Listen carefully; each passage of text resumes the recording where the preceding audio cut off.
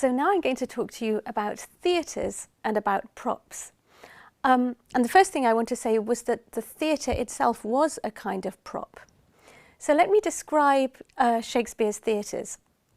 And he put on plays essentially in two different kinds of theatres. One was a round outdoor theatre. The original theatre in which he put on plays, the theatre, was a round outdoor theatre. The Globe, in which he then put on plays, was a round outdoor theatre. And he also put on plays in a square indoor theatre, the Blackfriars. And whenever he put on plays also in court, that was in a square indoor theatre. So his plays had to fit in both. But that was easy enough because of the construction of all theatres of the time. So I'm going to tell you a little bit about the construction of the theatres and see how even that very structure might work its way into some of Shakespeare's plays. So for instance, every theatre of the time had a thrust stage, and that is to say it had a stage that thrust out and it had audience around it. These days we often have a much more picture frame stage with the stage back, but they had that thrust stage. Above the thrust stage was a little roof for the actors, and that was really important in the outdoor theatres because it sheltered them from the rain and also from the sun, which you didn't want fading their lovely clothes. Now that little roof, on its underside, it had pictures of stars and signs of the zodiac. And they used to call that little roof the heavens.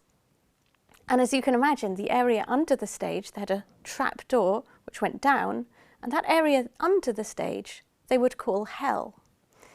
Now this is going to affect staging. Whenever you mention heaven or hell, you are both talking about those religious places, but you're also talking about very close to you little locations on your stage.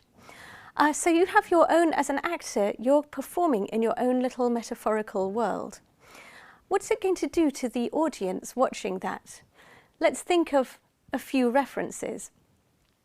So Hamlet says that he's a bit world-weary, he's sad. And amongst the things that don't give him much pleasure are the heavens fretted with golden fire.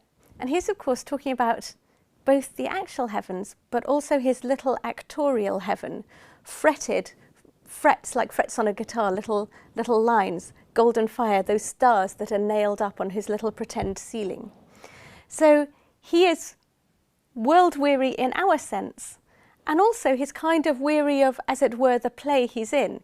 He thinks he is seeing life, he's seeing life as a play, but we, ironically, are seeing he really is an actor in a play.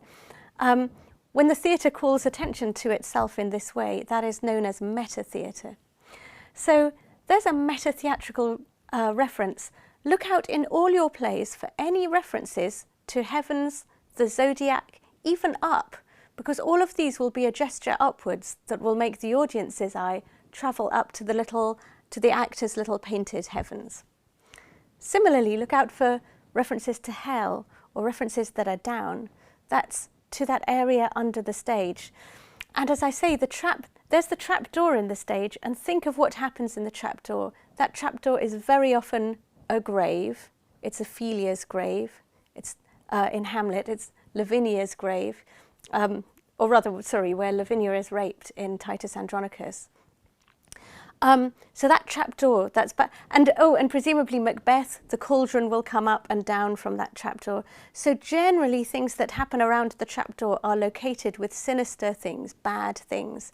And similarly, whenever anyone mentions hell, they are looking down there. So there's a good bit in Comedy of Errors. Am I in earth, in heaven, or in hell? And you can see the gestures the actor needs to do.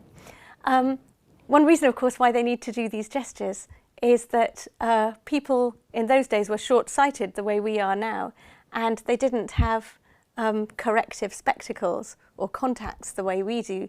So actors had to make these big gestures, and they needed that big, helpful, symbolic stage. And everyone was used to that symbolism also, because they all went to church. They had to, by law, go to church. And in church, the ceiling of a church, and why not look at your local church? It may be the same in your church. Churches tend to have angels and stars and things up on the roof of the church, so they also have their little heaven. And of course people are buried in the graveyard, so you've got the death and the bad things happening down there.